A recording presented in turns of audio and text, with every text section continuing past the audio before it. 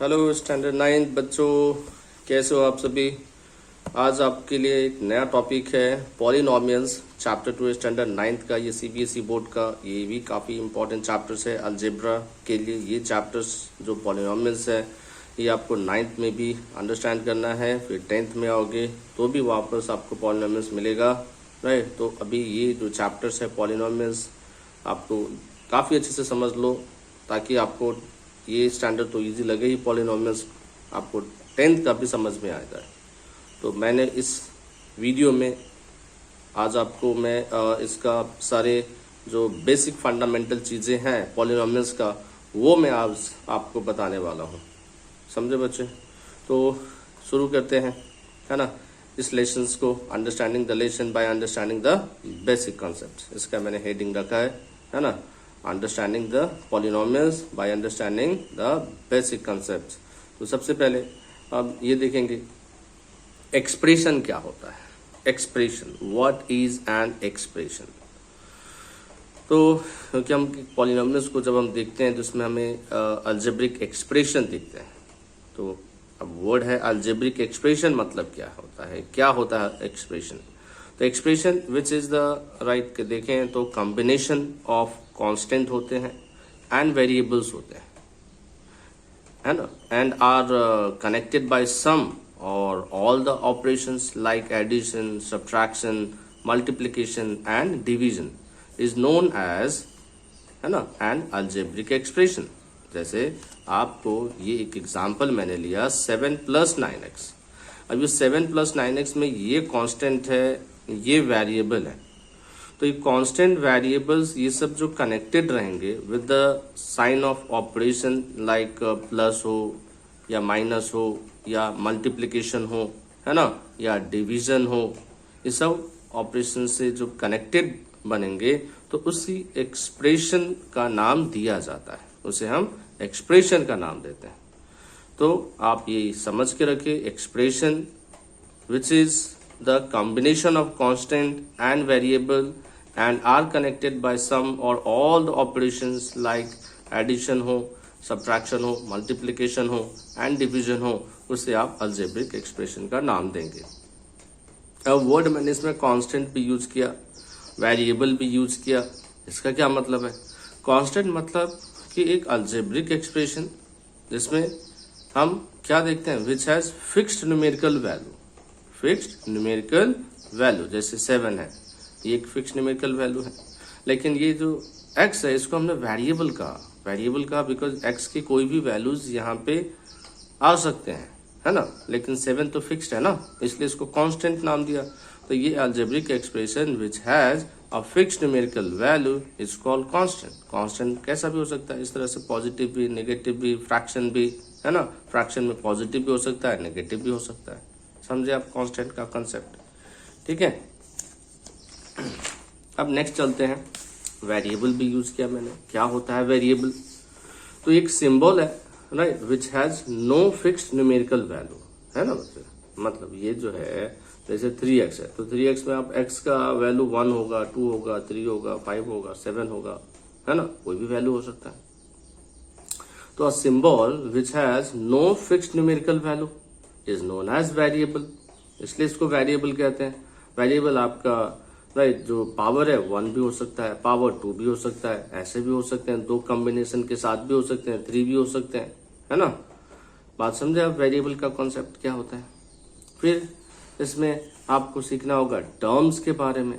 Terms के बारे में, व्हाट आर टर्म्स, क्योंकि अलजेब्रिक एक्सप्रेशंस में आप देखते हो ना टर्म्स जुड़े रहते हैं। क्या ये सब टर्म्स कहलाएंगे। 1 टर्म है, ये सब 1 टर्म है ना। और पिछले वाले में आपने देखा इसमें ये सब 2 टर्म्स हैं, 2 टर्म्स हैं, है ना। अब ये जो टर्म्स होते हैं ना प्लस माइनस से जुड़े होते हैं एक्सप्रेशन में, है ना। तो इसलिए टर्म्स का भी डेफिनेशन अगर मान के चलिए आपको लिखना है, बताना है, तो आप क्या लिखोगे आप, जैसे जैसे वैरी, इसलिए सब छोटे छोटे डेफिनेशन, छोटे छोटे कंसेप्ट ये सब क्लियर रखना है, ताकि आपको इसके एक्सरसाइज, फिर इसके सभी वर्कशीट, है ना, ये सब चीजें समझ में आए आपको। इसलिए बेसिक कॉन्सेप्ट हर एक चैप्टर्स का सीखने की आदत डाल लो आप, ताकि एक्सरसाइज आपको इजी लगेगा। इसलिए मेरे वीडियो में आपको हर एक मैथ्स का चैप्टर्स का पहले बेसिक कॉन्सेप्ट सीखोगे, फिर उसके बाद एक्सरसाइज सीखोगे, है ना। ताकि आपका बेसिक फंडामेंटल जो मैथ्स का है स्ट्रांग हो जाए। तो आप देख लीजिए व्हाट आर टर्म्स के बारे में। टर्म्स क्या है? This are the parts of an algebraic expression होते हैं।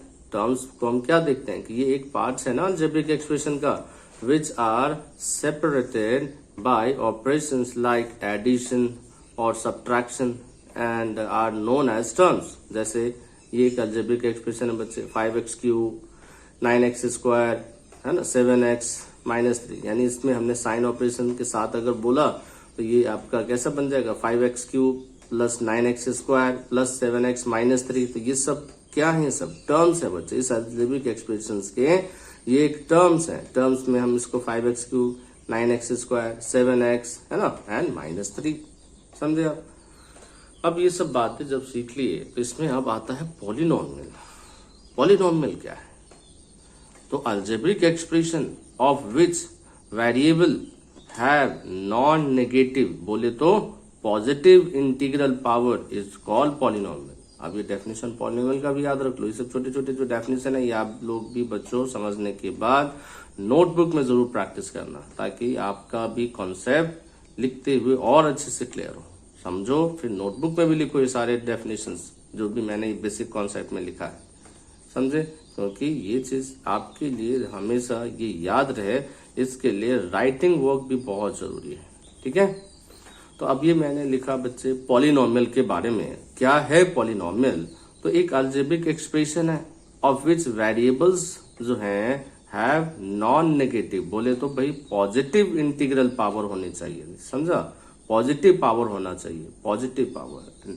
तो कैसा है भाई, ये 2 है, लेकिन ये अगर यहाँ पे -2 लिख देता तो ये पॉलिनोमियल्स नहीं कहलाएगा। अगर मैंने फ्रैक्शन लिख देता, जैसे 1/2 लिख देता, तो भी ये नहीं कहलाएगा। ये सिर्फ पॉजिटिव होल जो नंबर्स हैं वैसा रहना चाहिए। ठीक है, and algebraic expression of its variables have non negative positive integral power is called polynomial. ठीक है, ये सब एग्जांपल्स हैं। ये सब भी और भी कुछ एग्जांपल्स मैंने लिखा है। 9y cube -7y square 3y + 7। और एक एग्जांपल लिखा है, जैसे एक वेरिएबल रखा, आप सोचा मेरा जो 2 वेरिएबल्स भी रख लेते हैं।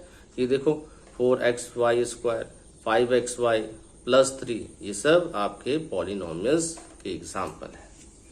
अब इसमें एक कोफिशिएंट भी कभी आप ये एक्सरसाइज में आपको पूछा जाएगा कि आपको पूछाएगा कि xy का क्या कोफिशिएंट है, xy स्क्वायर का क्या कोफिशिएंट है, yq का क्या कोफिशिएंट है, y का क्या कोफिशिएंट है। तो बस ध्यान से समझना, जो वेरिएबल के आगे जो न्यूमेरिकल वैल्यू होते हैं ना, उसी को हम कोफिशिएंट कहते हैं। देखो मैंने ये भी लिखा, व्हाट इज कोफिशिएंट? तो अब coefficient is the numerical value in term, क्योंकि ये सब जो है ये सब टर्म है ना। और आपसे पूछा जाए कि कोफिशिएंट xy का बताओ, तो आप क्या बताओगे? ये न्यूमेरिकल वैल्यू बोल देना, बस हो गया। xy का है ना, आपको पूछा भाई तो 5 बोल देना न्यूमेरिकल वैल्यू। तो coefficient is the numerical value in a term.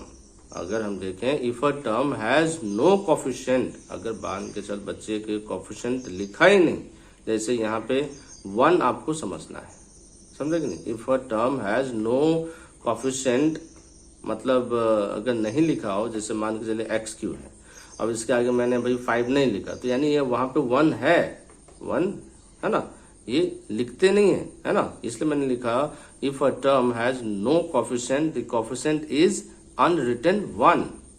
ठीक है, अब ये जो एक्सप्रेशन है, ये जो पॉलिनोमियल है, इसका आप अगर टर्म को और कोफिशिएंट को अगर अलग अलग करो तो ये रहा टर्म 5x³, इसका कोफिशिएंट 5, -7x स्क्वायर टर्म है, इसके कोफिशिएंट -7 है। ये आपका -x है, इसका क्या दिख रहा है ना, 1 लिखते नहीं है, बट आपको लिखना है ऐसा कोफिशिएंट -1। ठीक है बच्चे, क्लियर है यहाँ तक, है ना? चलो अब आगे सीखते हैं। नाउ द नेक्स्ट, इसमें समझिए what is degree of polynomial.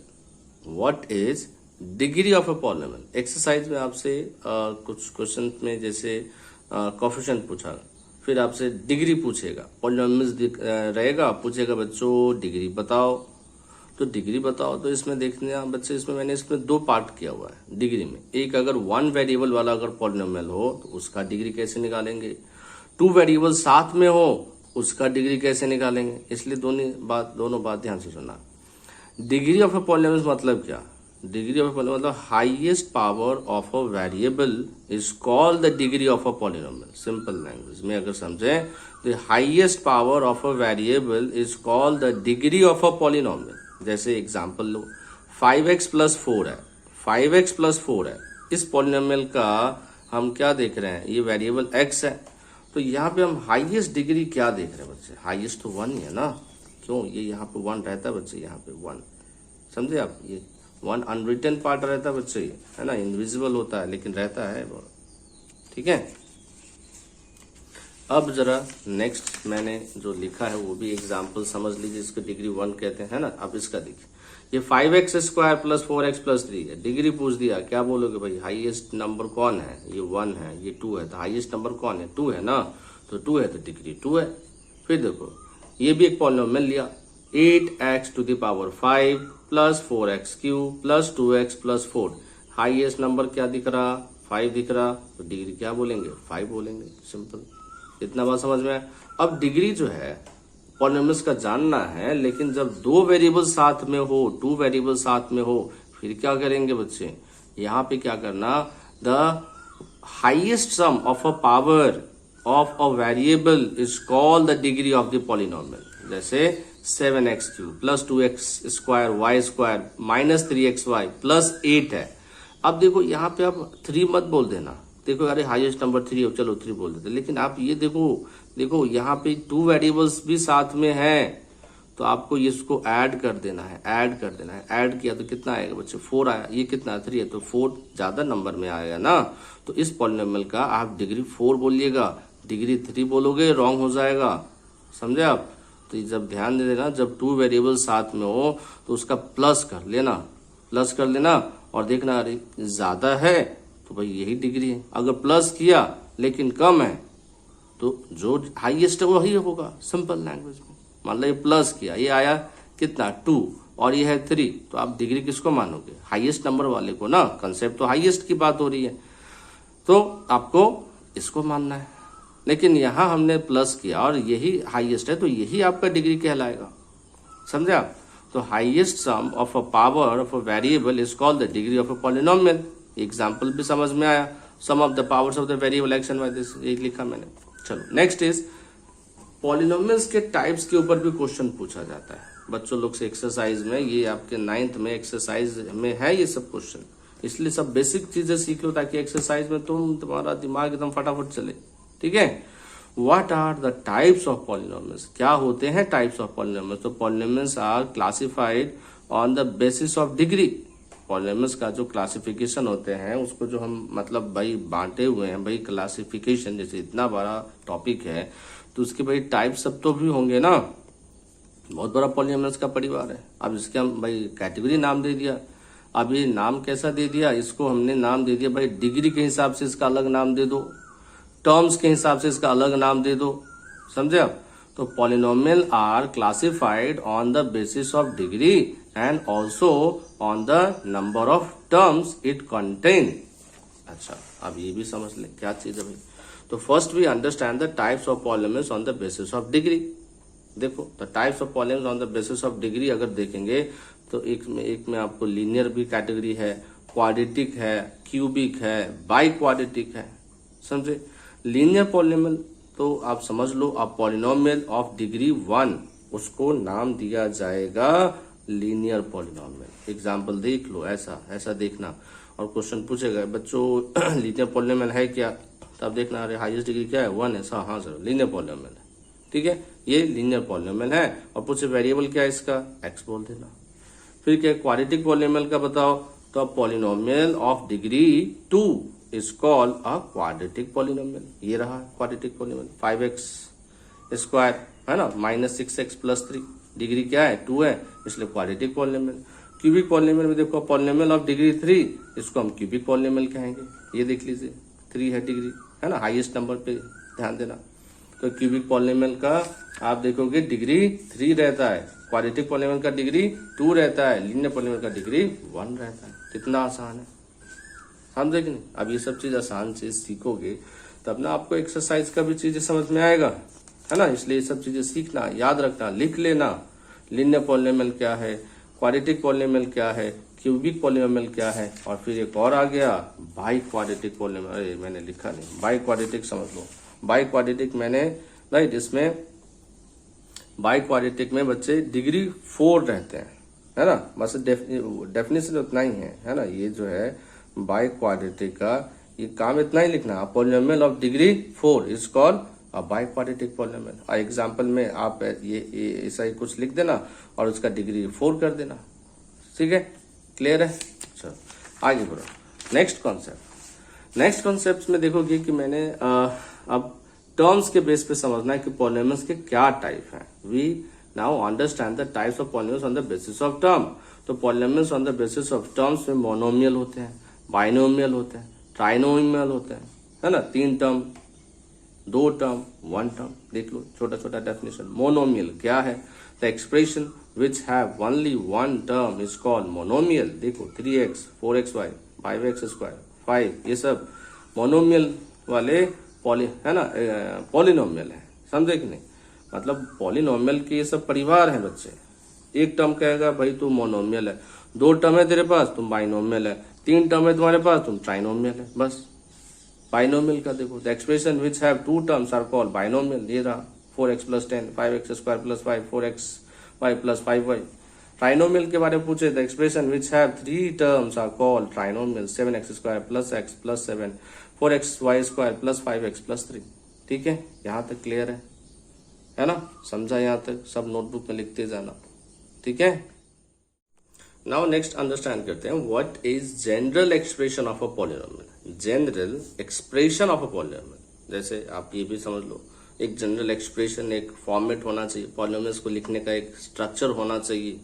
तो भाई क्या स्ट्रक्चर है, क्या जनरल फॉर्म है। तो पॉलिनोमियल इन 1 वेरिएबल अगर x है ऑफ डिग्री, मतलब कोई भी हो, 1 हो, 2 हो, 3 हो, 5 हो, तो इसको एक जनरल स्ट्रक्चर फॉर्म होना चाहिए कि नहीं होना चाहिए, कैसा दिखना चाहिए कि नहीं होना चाहिए, है ना। पॉलिनोमियल ऑफ वेरिएबल x है तो इसको इस तरह से लिखना है। ये आपका a⁴, ये जो an है मतलब कि आपका वही मतलब डिग्री जो है n, तो यानी यहाँ पे जो कॉफिशिएंट है कुछ भी हो सकता है ना। इसलिए इसका ये an से मतलब रिप्रेजेंट किया, an x⁴n प्लस an-1, है ना। ये कम होता जाएगा, ऐसे भी लिख सकते हैं, है ना। और ये x⁴n-1, जैसे यहाँ पे 5 है तो ये 4 हो रहा है, इस तरह से 5 - 1 4 हो गया।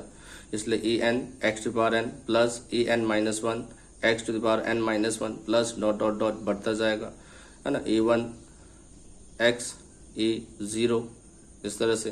वेयर ये जो an है यानी जो कॉफिशिएंट है ना, वो नॉट इक्वल टू 0, है ना, नॉट इक्वल टू 0। मतलब यहाँ पे राइट ये 0 नहीं रहना चाहिए कॉफिशिएंट, है ना। And a0 a1 an are constant है, समझे आप। ये सब कांस्टेंट वाले पार्ट हैं। तो जैसे एग्जांपल ये रखा 5x³ + 4x² है, जैसे 3 है, 2 है, 1 है ना।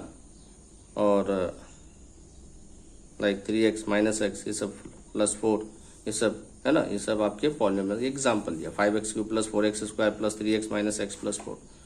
तो जनरल फॉर्म ये याद रख लीजिएगा, an x⁴n plus an-1 x⁴n-1 plus, है ना, a1x plus a0, where an not equal to 0 and a0 a1 and an are constant. ठीक है, नेक्स्ट आ जाइए, हमें पॉलिनोमियल्स का जीरो जानना के ऊपर क्वेश्चन रहेगा। How to find zero of a polynomial. Zero of polynomials कैसे जाने। The value of a variable for which the polynomial becomes zero, मतलब वेरिएबल का वैल्यू जो है वो पुट करें और पॉलिनोमियल्स का वैल्यू जो है कैलकुलेशन करने पे जीरो आ जाए, तो हम उस वैल्यू को क्या बोलेंगे, जीरो ऑफ द पॉलिनोमियल बोलेंगे। जैसे एग्जांपल देखो, ये पॉलिनोमियल है x+2 और कहे कि भाई जीरो बताओ, तो बस इस चीज का जीरो मतलब इस पॉलिनोमियल्स में x की वो क्या वैल्यू डालें ताकि उसको सॉल्व करें और जीरो आ जाए।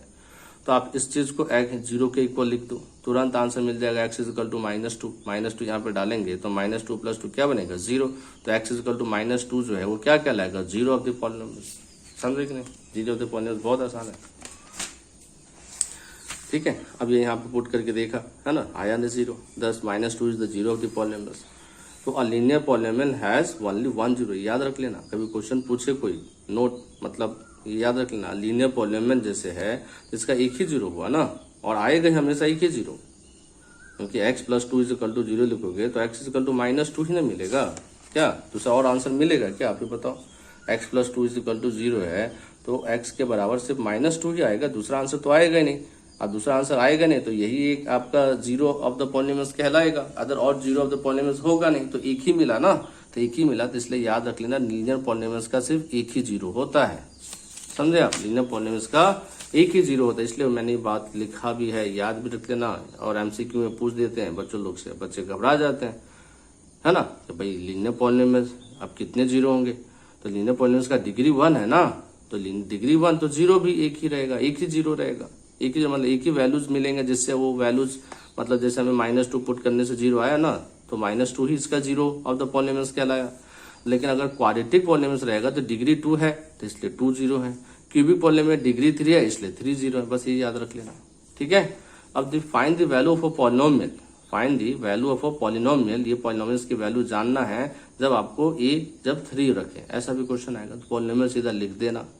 फिर इसका ये जो a है जगह पे हमें 3 डालना है, तो यहाँ पे P3 चेक करना है, 3 × 3 का स्क्वायर प्लस 5 × 3 प्लस 1, 3 × 9 होगा, बिकॉज ये 3 का स्क्वायर 9 इस मल्टीप्लीकेशन करेंगे कुछ है ना, यहाँ पे रूल मल्टीप्लीकेशन का रूल फॉलो होगा है ना। फिर मल्टीप्लीकेशन का कोई बच्चा ऐड कर देता है पहले, नहीं, पहले आप रूल याद करो, B याद है, ODMAS, तो आपका पहले डिवीजन होना, फिर उसका बाद मल्टीप्लीकेशन होना, फिर एडिशन, फिर सब्ट्रैक्शन, तो आपको पहले मल्टीप्लीकेशन करना है ना, मल्टीप्लीकेशन करना है ना, देख रहे हो ये मल्टीप्लीकेशन पहले किया, ये मल्टीप्लीकेशन पहले किया, 3 × 5 = 15, 9 × 3 = 27, और तब ऐड करना है, समझा क्या, क्योंकि मल्टीप्लीकेशन के बाद ना ऐड है, समझे आप, तो ऐड कर दिया राइट, तो भाई 27 + 16 43 होता है, ये हो गया आंसर, ठीक है। यहाँ तक क्लियर है, अब समझते हैं आगे के कॉन्सेप्ट। अब इससे समझिए ये क्या लिखा है, find the zero of the polynomial, find the zero of the polynomial, ये पॉलिनोमियल लिखा 2x + 2, अब ये पॉलिनोमियल लिखा 2x + 2, इसको जीरो के बराबर लिखो तो 2x = -2 होगा, x = -2/2 यानी -1, तो -1 जब आप पुट करोगे है ना इस पॉलिनोमियल में, देखो तो जीरो आया है ना, है ना 2 × -1 -2 + 2 0, तो therefore x = -1 is the zero of the given polynomial. ऐसा क्वेश्चन पूछेंगे, ऐसा दे देगा और आपसे पूछेंगे find the zero of the polynomial, तब कौन बच्चा नहीं कर पाएगा बताओ, जिसको समझ में आ जाएगा उसको लगेगा डिफिकल्ट, बताइए, उसको सीधा बोलेगा इसका जीरो जानना है, अच्छा ये क्या है भाई 2x + 2 इधर लिखा = 0, पहले +2 को उधर ट्रांसपोज कर दिया -2, फिर 2x = -2 है तो x = -2/2, आंसर आ गया ना -1, तो -1 आ गया तो भाई चेक कर लो है ना, और देखा यार ये सही है, जीरो ही है, समझे कि नहीं।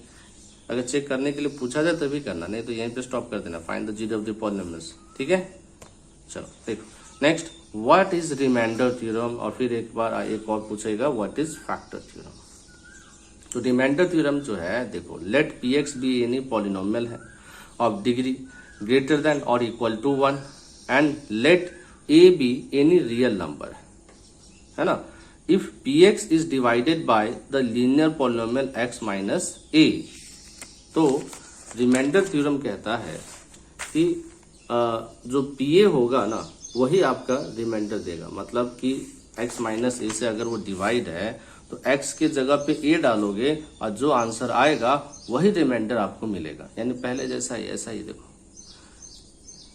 नहीं एक मिनट आगे है वो आगे का, मैंने एग्जांपल्स जो है ये देखते हैं यहाँ, फाइंड द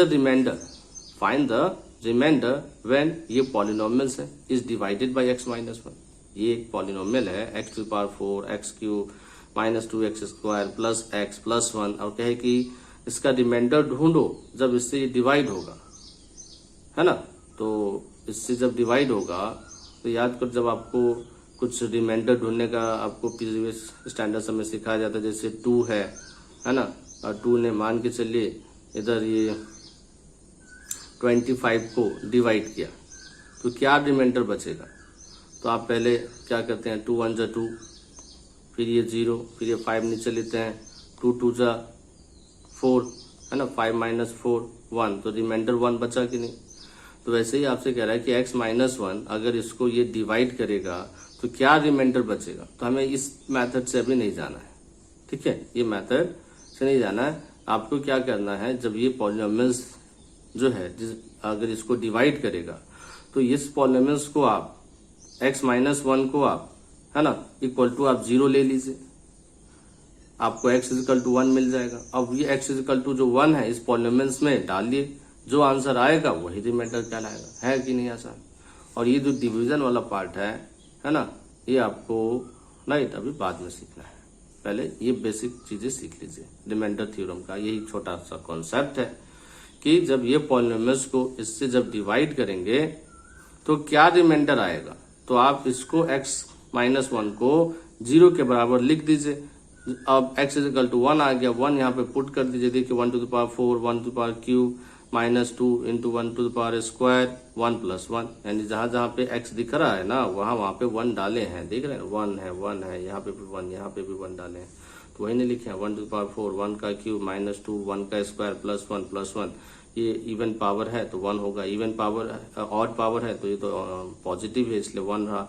ये आपका माइनस 2 इंटू 1 है ना, माइनस 2, 1 प्लस 1 2, राइट, ये माइनस टू का और रिजल्ट इज व्हाट 2, तो रिमाइंडर इज 2। अब नेक्स्ट समझिए फैक्टर थ्योरम क्या है। फैक्टर थ्योरम में क्या है बच्चे, if px is a polynomial of degree equal to 1 या ग्रेटर देन 1 तो देन x माइनस 1 जो है वो फैक्टर ऑफ px कहलाएगा, है ना। x minus 1 factor of px कहलाएगा कब, जब ये a जो है पुट करने से 0 हो जाए, समझे कि नहीं। कि जो जैसे मैंने ये छोटा सा जैसे ये अगर ये 0 अगर आ गया, जैसे 25 को मैंने 2 से डिवाइड किया और अगर 0 आ जाता तो हम बोलते ना कि ये 2 इज द फैक्टर ऑफ 25 है, क्या क्लियर है। तो फैक्टर मतलब कि जैसे ये 20 है और 20 को मैंने 2 से डिवाइड किया तो 2 में ये 10 20 है ना, 0 आया तो हम क्या बोलेंगे 20 का फैक्टर 2 है ना, समझे आप। तो फैक्टर थ्योरम यही कॉन्सेप्ट है कि if a polynomial of degree जो 1 हो या ग्रेटर देन 1 हो, राइट, और अगर डिवाइडेड अगर होता है राइट x माइनस 1 से और उसमें ये वैल्यू पुट करके 0 आ जाए तो x माइनस 1 को हम फैक्टर कहेंगे, है ना। वही चीज एक एग्जांपल देख लीजिए यहाँ पे, determine whether x plus 3 is a factor of this. तो first find the 0 of this, इसका x plus 3 is equal to 0, x is equal to minus 3, linear polynomial में एक ही 0 मिलेगा। अब ये p माइनस 3 का क्यूब प्लस 5 माइनस 3 का square plus 5 into minus 3 and minus 3, ये माइनस 3 का पावर ऑड है तो 3 3 जा 9, 9 3 जा 27, माइनस लिखना पड़ेगा माइनस 27। अब ये माइनस 3 का ऊपर पावर इवन है तो 3 का स्क्वायर 9, 5 9 जा 45, 5 into minus 3 minus 15 and this is minus 3। अब ये देखिए बच्चे माइनस 27 एंड माइनस 15 और माइनस 3, ये सब माइनस वाले को एक साथ रख दिया, ग्रुप कर दिया। तो ये सब एक साथ जब ऐड करोगे तो कितना आएगा बच्चे, है ना, 7 प्लस 5 12, 12 प्लस 3 15, है ना, 1 कैरी और 2 प्लस 1 3, 3 प्लस 1 4, है ना, माइनस 40। अगर ऐसे नहीं आता तो ऐसे है ना ऐड कर लेना, माइनस 27 है ना, माइनस 15 और माइनस 3, है ना, कितना आ गया 45 है कि नहीं, माइनस 45, और ये आपका plus 45 minus 45 plus 45, that result is 0। तो x plus 3 is the factor of px कहलाएगा। क्लियर है, यहाँ तक इसको प्रैक्टिस कर लेना है। नाउ द नेक्स्ट पार्ट है what is factorization of polynomial. What is factorization मतलब पॉलिनोमियल देगा कि बच्चे इसको फैक्टराइज करो, ऐसा क्वेश्चन रहेगा। भाई फैक्टराइजेशन ऑफ पॉलिनोमियल का क्या मतलब है, तो यानी expressing a given polynomial into product of polynomial. ध्यान से सुनना, काफी अच्छा डेफिनेशन लिखा हूं। Expressing a given polynomial into a product of a polynomial such that degree of factor जो होगा वह डिग्री ऑफ पॉलिनोमियल से राइट कम होगा। अब तुम सोचोगे सर ये कैसा डेफिनेशन है, समझ में नहीं आया, एग्जाम्पल भी चाहिए। लो एग्जाम्पल, ये रहा एग्जाम्पल। मैं फिर से एक बार बोल देता हूँ। एक्सप्रेसिंग अ गिवन पॉलिनोमियल मतलब एक गिवन पॉलिनोमियल को आप उसके प्रोडक्ट ऑफ राइट पॉलिनोमियल्स में आप चेंज करो, लेकिन जो प्रोडक्ट ऑफ जो पॉलिनोमियल्स होगा ना बच्चे, जिसमें आप चेंज किए हैं, उसका जो डिग्री जो होगा वह less than the degree of polynomial जो पहले वाला जिसका आपने फैक्टराइज किया है उससे वो कम होगा। अब ये जरा समझ लो, जैसे ये मैंने एक पॉलिनोमियल्स लिया और कहा कि भाई इसका फैक्टर ढूंढो, फैक्टराइज करो, तो आप इसको दो पार्ट में चेंज करेंगे, है ना। जैसे आप देखेंगे भाई डिग्री 2 है तो ध्यान से सुनना, डिग्री 2 है तो यानी दो ही फैक्टर होंगे, समझे। ये रूल याद रख लेना, डिग्री 2 तो दो फैक्टर, लेकिन दो जो फैक्टर बनेगा बच्चा तो उसका जो डिग्री होगा वह लेस देन द राइट इस जो जिसका फैक्टराइज कर रहे उससे कम है ना, वही ना बात लिखा है मैंने।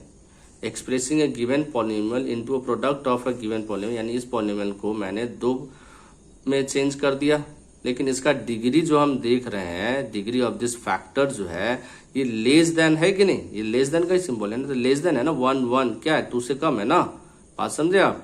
तो डिग्री जो होगा, जो फैक्टराइज जो हुआ है, जो फैक्टर्स बने हैं उसकी जो डिग्री है वो less than the given polynomial का होगा, यही बात तो है।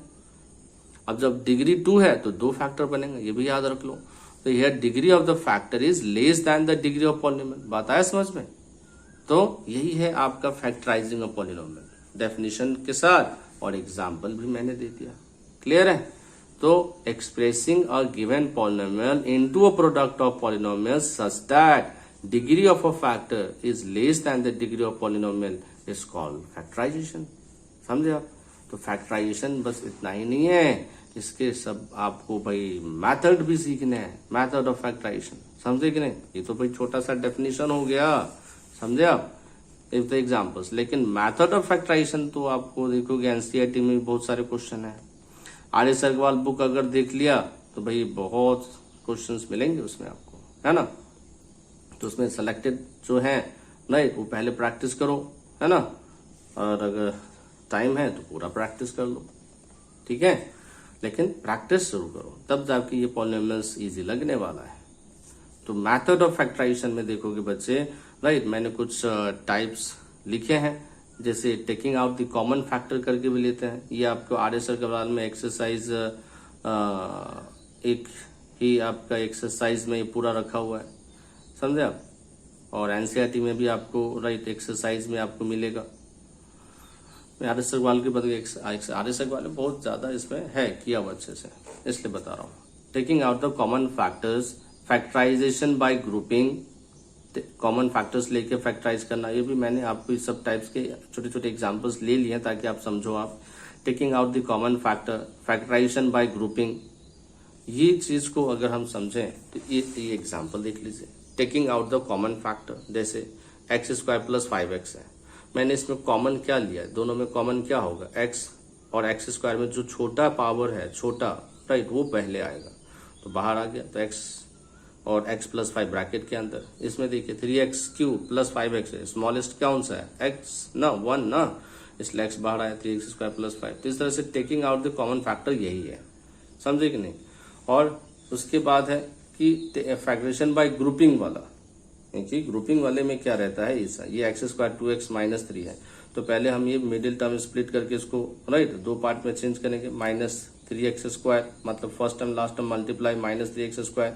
अब -3x से 2x के रिस्पेक्ट में हमें मतलब -3x² आए, तो इसको हमें दो टर्म लेना है ताकि हमें ये मिडिल टर्म के इक्वल आ जाए। तो 3x और -x है ना, 3x - x करेंगे तो 2x हो जाएगा, और इंटू करेंगे तो -3x² आ जाएगा। तो ये ध्यान में रखना है, हमें इंटू भी इसके बराबर होना चाहिए। तो ये हमने 2x के जगह पे 3x - x लिख दिया, है ना। तो x² 3x - x -3। अब इसको हम ग्रुप करेंगे, ध्यान देना, इसको ही बोलते हैं ग्रुपिंग करना। ग्रुपिंग करके कॉमन लेना, तो x² + 3x जो है, मैंने x कॉमन लिया कि नहीं लिया, है ना। और इधर जब x + 3 जब सेम ले लिया तो इसमें से क्या कॉमन ले ताकि इसके जैसा हो जाए, x + 3 के जैसा। इसलिए मैंने सोचा कि क्यों ना इसको ही पहले लिख दें, ये भी काफी सिंपल तरीका है। है ना। तो x प्लस 3 को आप सेम एज इट इज लिख दो, और फिर ये जो x है और ये जो माइनस x है इसको ध्यान से देखो।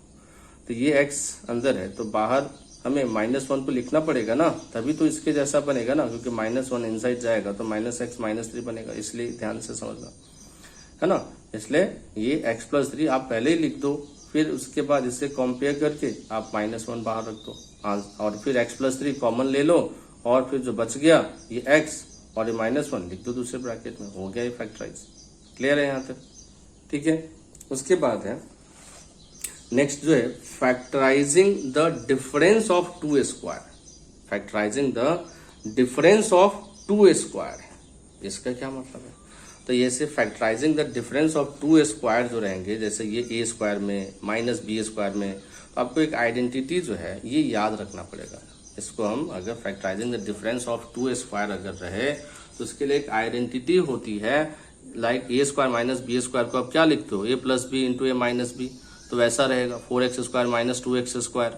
अब क्या है कि भाई फैक्टराइज करो, तो ये आइडेंटिटी पटाख से दिमाग में आ जाना चाहिए भाई, है ना। ए स्क्वायर माइनस बी स्क्वायर है, जैसा ये A square minus B square है, और A square minus B square कहता है A plus B, A minus B लिखो, ये माइनस पे पहले भी लिख सकते हो, है ना, समझे कि नहीं। जैसे कि राइट एग्जाम्पल में 3 इंटू 4 हो और 4 इंटू 3 हो, तो आंसर कुछ अलग आएगा क्या? सेम ही ना आएगा ना, 12।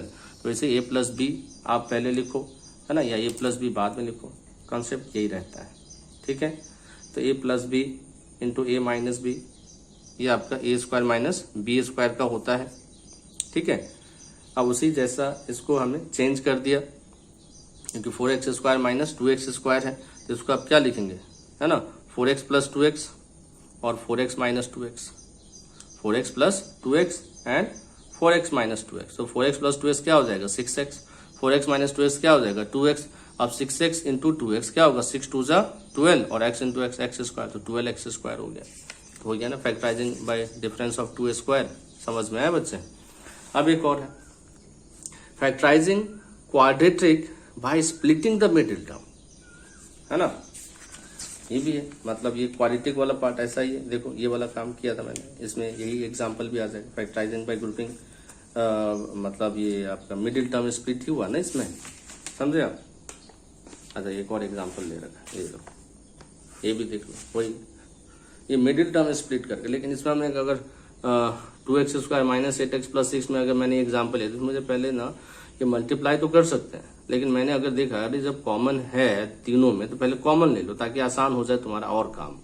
तो 2 को कॉमन ले लिया, फिर बचा क्या इस ब्रैकेट के अंदर में, ये x स्क्वायर बचेगा क्योंकि 2 बाहर है, माइनस 8x का आप मतलब जब इसमें से कॉमन ले रखे हैं तो 2 जब आप कॉमन लिए तो 2 4 जा 8 होता है ना, तो इसलिए -4x लिखा। 2 3 जा 6 होता है ना, क्योंकि 6 का अगर आप 2 बाहर रखें तो 3 अंदर लिखना होगा ना बच्चे, तभी तो 2 3 जा 6 होगा, 2 4 जा 8 होगा। समझे आप कॉमन लेने का तरीका। अब उसके बाद आप ये देखेंगे ये एक मिडिल टर्म स्प्लिटिंग से जब होता है तो रूल के अकॉर्डिंग क्या करते हैं बच्चे, ये आपको ये 3x स्क्वायर ये मल्टीप्लाई पहले करते हैं ऐसा, और फिर इसके फैक्टर लेते हैं। तो फैक्टर जो लेंगे बच्चे तो 3x और x ही होगा। अब इसको इस तरह से अरेंज करना है कि ये मिडिल टर्म के इक्वल, इसके इक्वल आ जाए। तो आप -4x देखेंगे तो -4x है, तो इसके जगह पे आप -3x और -4x -x लिखेंगे, -3x -x, तो -4x हो जाएगा ना। बात समझे आप, -4x के जगह पे -3x -x ऐड कर दें तो -4x इक्वल आ सकता है, समझे। तो यानी मैंने वही काम किया मैंने, है ना, मैंने राइट -x -3x लिख दिया ताकि इधर इसमें से ग्रुपिंग करके कॉमन और इधर इसमें से ग्रुपिंग करके कॉमन। अब मैंने इधर लिख दिया -x, तो ये 1 भी लिख दिया ताकि समझने के लिए। अब इसमें से कॉमन क्या है तुम्हारा, x कॉमन है, तो ब्रैकेट के अंदर क्या बचेगा, क्योंकि x इसमें से बाहर लिया है तो x स्क्वायर का x बाहर है तो x लिखना पड़ेगा ना, और x अगर ही पूरा बाहर है तो यहाँ पे 1 लिखना पड़ेगा जो बच गया।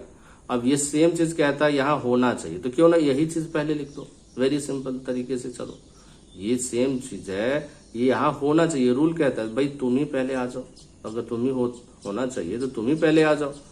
तो x -1 को पहले लिख दिया और फिर इससे कंपेयर करना, इससे तो ये तुम्हारा x यहाँ अंदर है तो -3 ना बाहर है। अरे हाँ वेरी सिंपल, आया समझ में, है ना। अब ये x-1 जो तुमको दिख रहा है दोनों में, उसको बाहर ले लो, फिर इसका x बचा हुआ, इसका -3 बचा हो गया रिमेनिंग, है ना। तो यानी 2 और ब्रैकेट के अंदर x-1 और x-3 हो गया ये फैक्टराइज, ठीक है, क्लियर है। अब एक और जो है मैंने स्क्वायर ऑफ अ ट्राइनोमियल है, स्क्वायर ऑफ अ ट्राइनोमियल के ऊपर जैसा क्वेश्चन होगा, मतलब कि ट्राइनोमियल, देखो ट्राइनोमियल मतलब 3 टर्म और इसके ऊपर स्क्वायर कर दिया, आप बोले कि भाई फैक्टराइज करो, फैक्टर ढूंढो।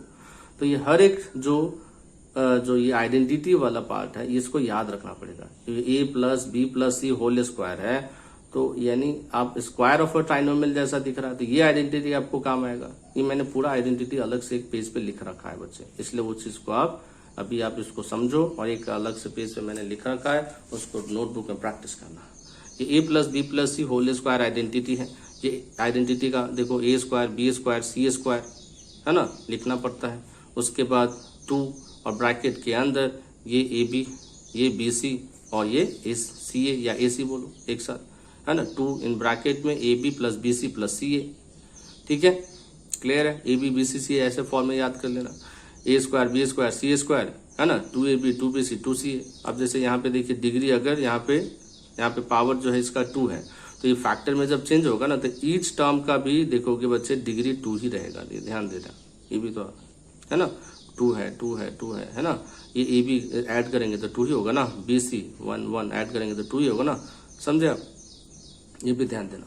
अब इसके ऊपर एक एग्जाम्पल ले लिया, 4x प्लस 5y प्लस 2 है, इसका भाई आपका ये क्या है, ये ट्राइनोमियल है, इसके ऊपर स्क्वायर है, और क्या है कि फैक्टर ढूंढो, फैक्टराइज करो, फैक्टराइज करो, फैक्टराइज करो। तो यानी आप क्या करोगे, ये ए स्क्वायर, मान लो ये आपका ये ए है, ये बी है, ये सी है, तो ए का स्क्वायर करेंगे तो 4x स्क्वायर, बी का स्क्वायर करेंगे तो 5y स्क्वायर, है ना, 5y का स्क्वायर होल स्क्वायर बोलना, है ना, 4x होल स्क्वायर बोलना, क्योंकि यहाँ पे सिर्फ 4x स्क्वायर बोलोगे तो x स्क्वायर सुनाई देगा, आपको 4x होल स्क्वायर बोलना है, 5y होल स्क्वायर बोलना है ना। 2 तो सिंगल है इसलिए 2 स्क्वायर भी चलेगा। अब उसके बाद 2 ब्रैकेट के अंदर में ये ए बी है, तो ए बी है, तो यानी ये जो है ये मैंने मिस्टेक हुआ है, ओके, ये A square B square C square plus 2 A B B C C A, ये जो है आपको 4, ये सेम कैसे आ गया, ये आपको 4x इंटू 5y, समझे। फिर उसके बाद क्योंकि आपका ये a है, ये b है, ये c है, तो a स्क्वायर लिख दिया, b स्क्वायर लिख दिया, c स्क्वायर लिख दिया। अब उसके बाद प्लस 2ab 2bc 2c है ना, तो इस दोनों को मल्टीप्लाई लेना पड़ेगा ना बच्चे, है ना, 4x इंटू 5y ab हो गया। फिर उसके बाद आपका ये bc जो है यानी 5y इंटू 2 हो गया। फिर उसके बाद ca तो 2 इंटू 4x, समझे। फिर ये आपका ये तो लिख दिया, फिर यहाँ पे हमें 4x इंटू 5 है, 4 5 जा 20xy। फिर ये देखो 5y इंटू 2, 5 2 जा 10y, है ना। फिर ये देखो 2 4 जा 8x, समझे। और फिर ये 2 पे इनसाइड मल्टीप्लाई लेना, है ना, या फिर यहीं पे स्टॉप कर सकते हो। अगर मल्टीप्लाई लोगे तो ये कितना हो जाएगा 40, ये 20 और ये 16, बाकी सब इतना ही रहेगा, ठीक है, क्लियर है। नेक्स्ट इज व्हाट, क्यूब के ऊपर आ जाएगा, cube of a binomial, cube of a binomial, binomial का क्यूब, ये रहा बाइनोमियल का क्यूब। बाइनोमियल का क्यूब का आइडेंटिटी याद रख लेना है, ठीक है, a plus B whole cube, a cube plus B cube plus 3ab in bracket a plus b, है ना। और माइनस में भी याद रख लेना, a minus B whole cube, a cube minus B cube minus 3ab in bracket a minus b, ये याद रहेगा तो दिक्कत ना। सो इसके ऊपर फैक्टराइजिंग जो अब लाइक ये जो क्यूब है, बाइनोमियल ऑफ अ क्यूब, जैसे a plus B whole cube समझ में आया, a minus B whole cube समझ में आया।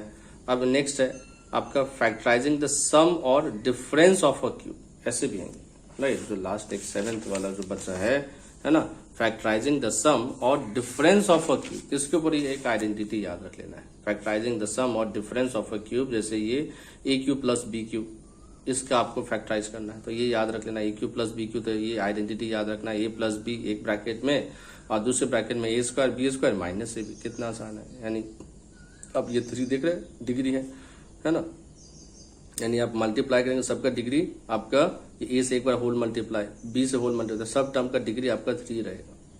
इसलिए आप ये याद रख लेना A cube plus B Q का जो है जो फैक्टराइजिंग, ये ए प्लस बी एक, दूसरा A square B square minus A B. A cube minus B cube में ए माइनस बी पहले लिख देना है और दूसरे ब्रैकेट में A square plus B square plus A B लिखना है। ठीक है, अब जो नेक्स्ट है आपका the last page of this basic concept of this polynomial का, उसमें मैंने पूरा फॉर्मूलाज का लिस्ट लिखा है बच्चे, इसको नोटबुक में जरूर प्रैक्टिस करना है। ठीक है, तो ये जो है A plus B whole square जो है उसको आप क्या लिखते हो, A square plus B square plus 2ab लिखते हो, ये याद रख लेना। फिर A minus B whole square same ही है दिख रहा, बस यहाँ प्लस है तो ये माइनस है, समझा ना। तो यानी A plus B whole square पूछे तो A square plus B square plus 2ab बोलना है। A minus B whole square पूछे तो A square plus B square minus 2ab कहना है। और अगर A plus B plus C अगर ट्राइनोमियल का होल स्क्वायर अगर पूछ दें, A plus B plus C whole square, तो बस ध्यान देना ये जो 2 है पहले सब पे रख देना पावर में, दिख रहा ए स्क्वायर बी स्क्वायर सी स्क्वायर लिखा, उसके बाद 2 है ना, और ब्रैकेट के अंदर ये ए बी बी सी और सी या ए सी बोले है ना, 2 इन ब्रैकेट के बाहर है और A B plus B C plus A C, है ना, क्लियर है। तो यानी A plus B plus C whole square अगर याद रखना होगा तो क्या बोलोगे आप, A square B square A square plus B square plus C square plus 2 in bracket A B plus B C plus C A या ए सी।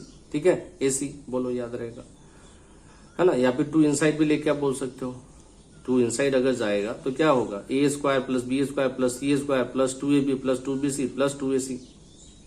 ठीक है, next A plus B whole cube, A plus B whole cube, तो A cube plus B cube plus 3ab bracket के अंदर A plus B. A minus B whole cube, तो A minus B whole cube है, तो यहाँ जहां पे plus है ना उसके जगह पे माइनस आ जाता है, देख लो यहाँ प्लस तो माइनस, यहाँ प्लस तो माइनस, यहाँ प्लस तो माइनस। तो A minus B whole cube अगर पूछे तो A cube minus B cube minus 3ab in bracket के अंदर ए माइनस बी। और A square minus B square पूछे थे तो बड़ा आसान है, A plus B in bracket and दूसरे में A minus B and A plus B into A minus B. A cube plus B cube अगर पूछे तो ए प्लस बी पहले लिख देना और दूसरे ब्रैकेट में A square plus B square minus A B लिखना। और A cube minus B cube अगर पूछे तो ए माइनस बी एक ब्रैकेट में, दूसरे ब्रैकेट में A square plus B square plus A B लिख देना। ठीक है, इतना तक। अब एक और ये बात याद रख लेना कि A cube plus B cube plus C cube minus 3abc है ना, A cube plus B cube plus C cube minus 3abc is equal to ये A plus B plus C होता है ब्रैकेट के अंदर A square B square C square minus A B minus B C minus A C होता है ना। ये भी याद रखना, A cube B cube C cube minus 3abc जो है A plus B plus C एक ब्रैकेट में, दूसरे ब्रैकेट में A square plus B square plus C square minus A B minus B C minus A C है, समझे आप। अब यहाँ पे कि अगर ये पार्ट अगर 0 हो जाए, ऐसा भी एक क्वेश्चन रहेगा, इसलिए ये भी एक आइडेंटिटी याद रख लेना कि अगर इसमें a plus B plus C 0 अगर हो जाए तो ये A cube B cube C cube जो है वो 3abc के इक्वल आएगा। अब ये चीज कैसे आया तो मैंने समझा दिया, देखो A cube B cube C cube minus 3abc में यहाँ पे अगर ये a plus B plus C 0 आ जाए तो ये होल पार्ट ना 0 कर देगा, होल पार्ट ना। अब होल पार्ट जब 0 आ गया तो इधर जो माइनस 3abc इधर शिफ्ट हो सकता है ना, तो 3abc हो गया ना, क्लियर है। इसलिए if A plus B plus C अगर 0 हो जाए तो याद रख लेना A cube plus B cube plus C cube जो है वो 3abc के इक्वल है। ठीक है, अब ये जो सब आइडेंटिटी जितना सीखा है ना, इसको भाई नोटबुक में प्रैक्टिस कर लो। ये आपका end of the basic concept हो गया बच्चों। तो कैसा लगा ये सब समझ के, है ना, काफी अच्छा लगा, समझ में आ गया बेसिक कॉन्सेप्ट। अब एक्सरसाइज जो है उसको प्रैक्टिस करना है ना, और एक एक एक्सरसाइज के लिए सब मैंने एक एक वीडियो भी बनाऊंगा ताकि आपके सारे एक्सरसाइज पॉलिनोमियल्स के एकदम इजी हो जाएगा, पॉलिनोमियल्स एकदम, है ना, कोई दिक्कत नहीं होगी पॉलिनोमियल्स में। और ये सभी बेसिक कॉन्सेप्ट जो सीखा है बच्चे, उसको नोटबुक में प्रैक्टिस कर लो। कुछ डाउट्स हो, है ना, तो मुझे आप मैसेज करो, है ना। और ये वीडियो कैसा लगा आप इसके ऊपर कमेंट्स एंड लाइक्स, और इस चैनल को सब्सक्राइब भी करो ताकि आपको नए नए जो है ना वीडियोस के नोटिफिकेशन मिलते रहे, है ना। बाय, चलो बच्चे, टेक केयर, मिलते हैं नेक्स्ट वीडियो में।